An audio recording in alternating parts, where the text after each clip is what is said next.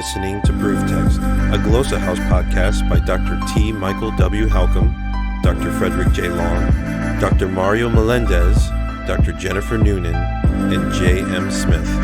Welcome and enjoy. Hello, welcome to Constituent Marking with Fred Long on Proof Text. I'm Fred Long, and we're continuing in our look at 1 Corinthians 12, and we're in verse 4. Now, I also have verses 5 and 6 here just because of the parallelism that we'll see. And there's something gained by us kind of looking at these all together.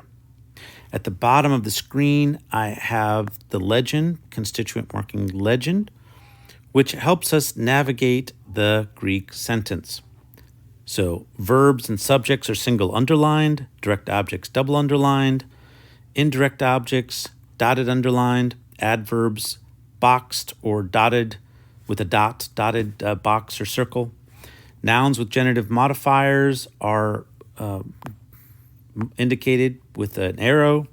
You got subordinate clauses that are sometimes needing to be numbered because there's so many of them in brackets, prepositional phrases in parentheses. If you have apposition, use an equal sign. And sometimes you have special cases like vocatives or dative of times or whatever. Those are put into curly braces. And then perhaps most importantly, you have conjunctions or connectors or interjections, which I put in boxes. And that's some of the first things that I do.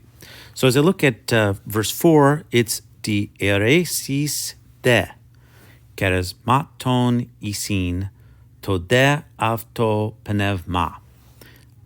De and de. I see two des. These are connectors. And so that's one of the first things I start to note. And this particular connector is marking new development. New development. So something is being added, or there's a next step. A next step. So how do we translate that? Well, variously. Sometimes we use and, but when it's adding something next, sometimes I think moreover, help, sometimes then. So you have a variety of different ways, sometimes now.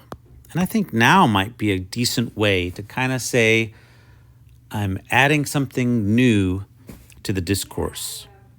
So how do we translate this or how do we mark it? We say there are varieties of gifts. So di eresis charismaton isin. And so we single underline isin, which is from imi, and dieresis is subject.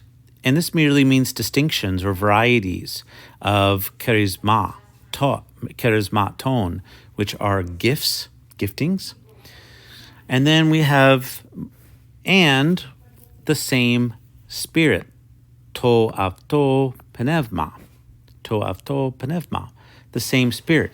And this is a new development here added on. We might discern a bit of a contrast, which de, in certain contexts, may be translated as. Now, de doesn't mean contrast, but it can be used in context of contrasts. So I'm not sure if it really is contrasting anything here, but there is a sense that you have varieties of something, plural, and then you have a singular pneuma, the same pneuma that coexist with those varieties of giftings. Now, what is the verb that we are going to be supplying with this last added development, the same spirit? Because that's literally what all of it means, is the same spirit. The avto there, by the way, is what's called the identical use of the personal pronoun, avtos. It occurs about 50 times. There's about 50 instances of these in the New Testament. I think the verb could be maybe there is the same spirit. That's possible. Or it may be that we can understand the verb energeo, which is kind of lurking in the background. If you go to verse 6, God is the one working all things in everybody.